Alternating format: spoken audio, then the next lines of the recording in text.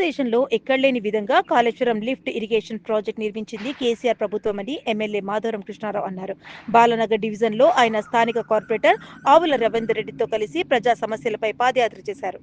అనంతరం బాలనగర్ వార్డు కార్యాలయంలో అసోసియేషన్ సభ్యులు అందించిన వినతి పత్రాలను స్వీకరించి సంబంధిత అధికారులకు తక్షణమే పరిష్కరించాలని సూచించారు. ఈ సందర్భంగా ఎమ్మెల్యే మాట్లాడుతూ కాళేశ్వరం ద్వారా హైదరాబాద్లోని ప్రతి ఇంటికి నీళ్లు అందించిన ఘనత బీఆర్ఎస్ ప్రభుత్వానికి దక్కుతుందన్నారు. తెలంగాణ రాష్ట్రాన్ని తెచ్చిన నాయకుడు, తెలంగాణని దేశంలోనే రాష్ట్రాన్ని అగ్రగామిగా నిలబెట్టిన నాయకుడు కేసీఆర్ని నోటీసులు ఇవ్వడం బాధాకరమని అన్నారు. కాంగ్రెస్ ప్రభుత్వం 420 హామీలతో రాష్ట్ర ప్రజల్ని మోసం చేసిందని తెలిపారు.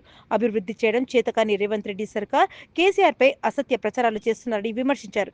ప్రజలన్నీ గమనిస్తున్నారని, రాబోయే రోజుల్లో కాంగ్రెస్ ప్రభుత్వానికి బుద్ధి చెప్పి రోజులు ముందున్నాయని చెప్పారు.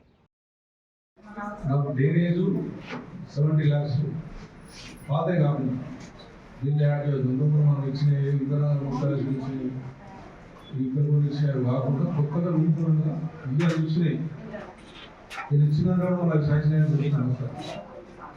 అలాగే 7 ల్యాక్స్ నాకు ముగ్గురు కలిసి 3 కోట్లు ఆర్డీలో మీడియం 1 కోట్లు నాకు రైట్ 30% పైప్ లైన్స్ సరిపడ్డ ఖాళీలో ఎందుకు చేస్తున్నారో అర్థం కాదు.